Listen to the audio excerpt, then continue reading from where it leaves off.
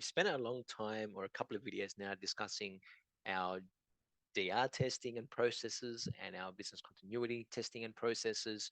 Let's jump in and take a look at some of the testing methodologies across our both through respectively to our business disaster recovery and business continuity and what's available to us. So in order for us to test and plan, let's take a look at what some of those are. I'm going to separate this out into two couple of areas here, and then we'll just sort of work through this because there's a couple that I want to sort of outline. Now, the first one is walkthroughs. Now, we can outline a couple of walkthroughs as we just finish writing that out. Walkthroughs is basically running tabletop exercises or scenarios, right? So these are all sort of theory based and they're sort of tabletop scenarios. And you may have a bunch of people that sort of come around.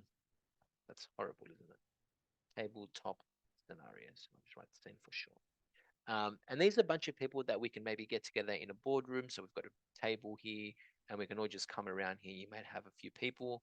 And basically what we can do is we basically give scenarios on how we're going to handle, and these are obviously, your, okay, I can't draw. So I'm just going to remove that altogether and just write boardroom. We're in a boardroom. Okay, that's good. Boardroom, great. So basically, when we're in the boardroom, we bring everyone around us and do and perform either from the DR team, and we sit around a tabletop, and then the leader of that, who's driving that, who's got the initiation or the actual delivery focus of that, picks a scenario, and we basically walk through that scenario. So they'll say, okay, well, we're gonna walk through X. Well, walk me through this scenario and how you're going to handle this scenario. And then you've got, your DR team, which are your IT people that's responsible for that. You may have your network team, your network engineering team. You may have your systems guys, girls. You may have your, your change management team there. You may have, your engineering. Maybe you've got your dev team, so dev engineering team, and so on, right? So you've got your IT responsible IT people that are going to be responsible for that process of restoration. Should we go down that, and we run through, uh, site goes offline, and we've got three sites. Give an example. So we've got three sites.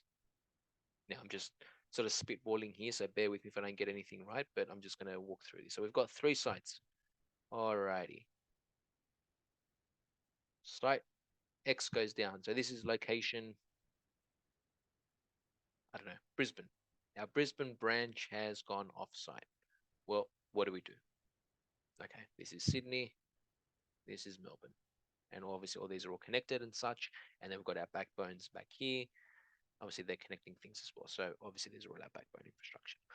Well, our Brisbane location goes offline for whatever reason. Someone, walks into the data center, into the comms room, and they've tripped over the cable, and now our data center is offline. Well, what do we do? And then we walk through that scenario on how someone's going to recover from that situation. Could be minor, it could be significant, depending on the scenario. So basically, the walkthrough is us walking through.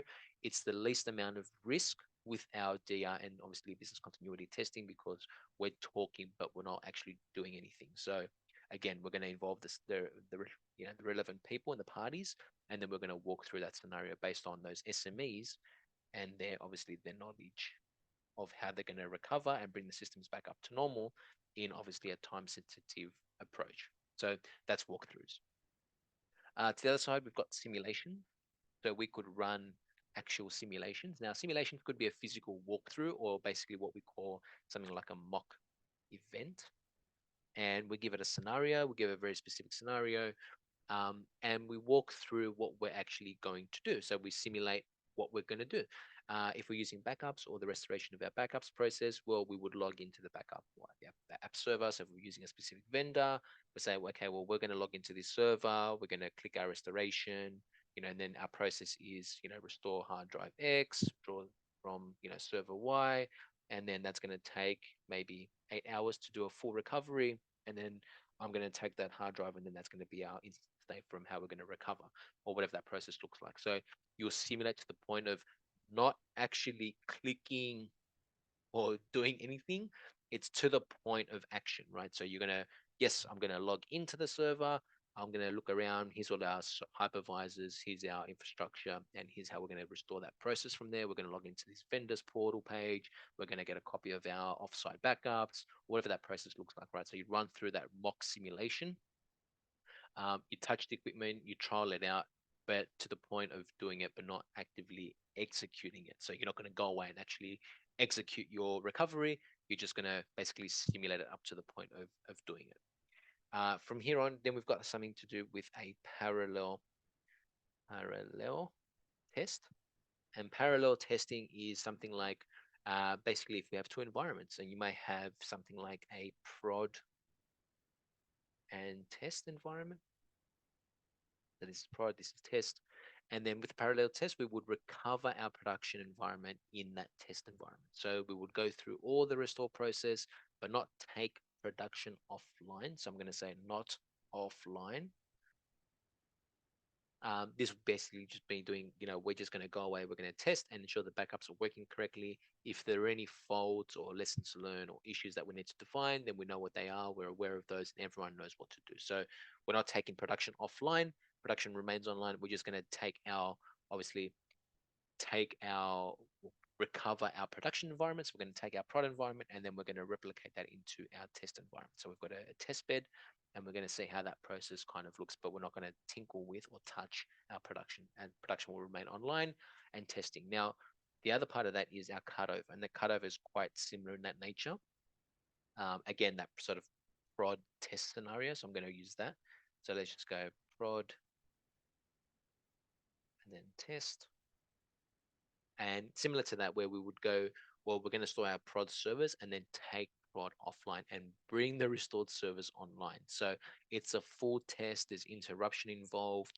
Obviously interrupting production as well. So we're going to obviously do the switch over, and obviously interruption of some sort. Right now, even if it's a minor interruption of a second or two, that is still that's still an interruption, right? So there will be some sort of interruption, but the cutover test is the full kit and caboodle, right? It's the full test. It's during that. It's the highest risk because if something does go wrong during that cutover, obviously then it's going to be an outage. So you have to be very mindful of if you're going to do a cutover in any state of testing, that you've either done a parallel test or you've done some sort of mock simulation, you've sort of rehearsed it, you understood it, not just go and do a cutover straight away. Now, if you're a smaller environment and you don't have really much to impact, I'm still cautioning against it because a lot of things can go wrong.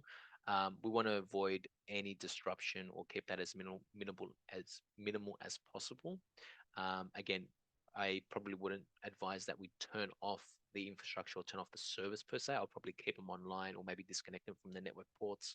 That way the servers still remain online. If anything does go wrong, we can obviously plug them in and obviously, get things back up and running depending on, the complexity and depending on how things are situated and what's dependent on what. So we want to make sure that we're reducing risk and keeping our downtime minimal as possible. So again, kind of cutover is running through that actual simulation and actually doing everything and then restoring it into your prod environment. So you will go away, you restore your test, and then you'll restore it back into prod again. You would go through the full cutover, so you will turn off the appliances if you do want to. Otherwise, you can just disconnect them from the network connection, depending on how you actually want to run the cutover. But the cutover essentially is running that full test. From there, once we've done everything, then we want to go over and document. And this is the most vital part as well as equally important as the rest of them because we are going to want to document and keep things updated, right? So our RPO, RTO, so our, our point of our point objective. So what is our return of point? What's our time objective? What do they look like? So did we meet those objectives? So I'm going to say meet objectives because obviously everything's going to have some sort of metrics associated with it. So, did we meet this? Did this occur in the right manner, at the right time? Do we need to work on it? Did something go wrong? Is there room for improvement? So, room for improvement, right? That's an I. Room for improvement because chances are something that's going to need improvement, right? Did we do something wrong? Were we not aware of something? Did something need some training to do something else? There's a multitude of different issues that we can improve on. So that's one. And then third point here that I want to sort of mention is lessons learned. So lessons learned is what are our key takeaways? Did we identify something that needs updating because something was missed? Did we maybe change a backup solution? And do we not know how to, you know, do we now need to account for those plans and document them? Plus, lots of other things, right? So we don't know what the solution is. If we've maybe gone through that solution round and we've maybe implemented a change solution, you know, do we now need to account for that, right? So if we've got that solution there, maybe we have an account for it. So that could be something that in lines of our documentation, or maybe a role of responsibility with who is now responsible for that. Maybe that was missed.